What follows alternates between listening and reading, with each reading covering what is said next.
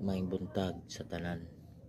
Ito'y panalangin sa mahal nating Pangulo para magpasya sa tamang layunin at landas at ikakaunlad sa bansang Pilipinas na sana'y magkaisa na tayo.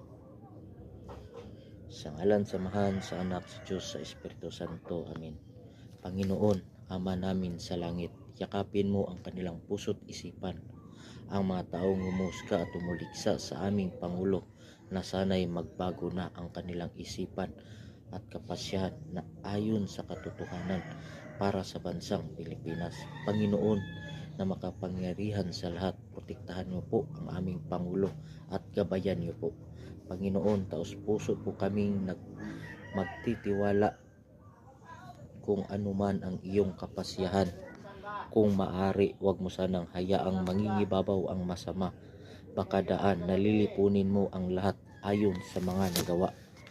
Panginoon, bago ka dumating at huhusgahan ayon sa aming kasalanan, yakapin mo ang aming puso't isipan at magkaisa sa tamang layunin.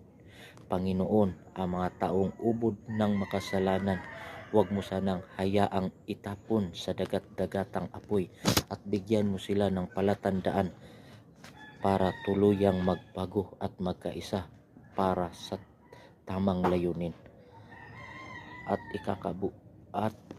ikakabuti ng bansang Pilipinas. Panginoon, ang aming Pangulo'y taus-pusong nagtratrabaho para sa bansang Pilipinas. Protektahan mo po siya. Panginoon, kami po'y nagpapasalamat na hanggang ngayon ang aming Pangulo'y nananatili sa kanyang panunungkulan sa kabila ng maraming tinik o pagsubok sa buhay.